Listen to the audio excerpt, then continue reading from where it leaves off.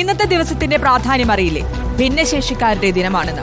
പക്ഷേ ഇന്നത്തെ ദിവസം ഒരു കൊടും ക്രൂരത ഒരു ഭിന്നശേഷിക്കാരന് നേരെ തിരുവനന്തപുരത്ത് നടന്നു. തിരുവനന്തപുരം യൂണിവേഴ്സിറ്റി കോളേജിൽ ഭിന്നശേഷിക്കാരന് മർദ്ദനമേറ്റു. SFI യൂണിറ്റ് ഭാരവാഹികൾക്കെതിരെ പോലീസിൽ പരാതി നൽകിയിട്ടുണ്ട്.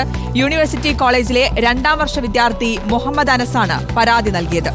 സ്വാധീനമില്ലാത്ത കാലിൽ ചവിട്ടിയെന്നും വൈകല്യത്തെ കളിയാക്കി സംസാരിച്ചെന്നും പരാതിയിൽ പറയുന്നു. പോലീസ് FIR രജിസ്റ്റർ ചെയ്ത് കേസെടുത്തിട്ടുണ്ട്.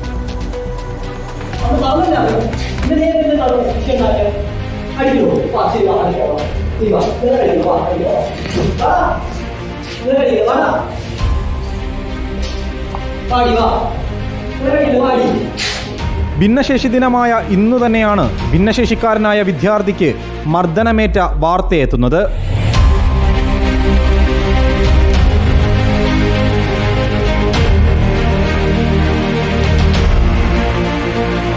കഴിഞ്ഞ ദിവസമാണ് യൂണിവേഴ്സിറ്റി കോളേജിലെ 2ാം വർഷ വിദ്യാർത്ഥിയായ അനസിന് SFI യൂണിറ്റ് ഭാരവാഹികളുടെ മർദ്ദനമേൽക്കുന്നത്. വൈകല്യത്തെ അപമാനിച്ചുവെന്നും സ്വാധീനശേഷിയില്ലാത്ത കാലിന് ഷൂ കൊണ്ട് ചവിട്ടിയെന്നും പരാതിയുണ്ട്. പ്രശ്നത്തിന് കാരണം ഇതാണ്.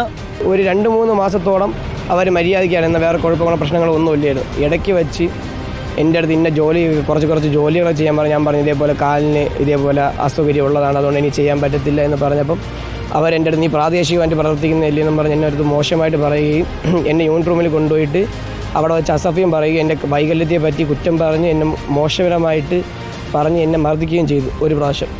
യൂണിവേഴ്സിറ്റി കോളേജിലെ SFI യൂണിറ്റ് പ്രസിഡന്റ് അമൽ ചന്ദ്, യൂണിറ്റ് സെക്രട്ടറി വിധു ഉദയ, യൂണിറ്റ് ഭാരവാഹികളായ അലൽ ജമാൽ മിഥുൻ എന്നിവർക്കെതിരെയാണ് അനസ് ഇപ്പോൾ പോലീസിൽ പരാതി നൽകിയത്.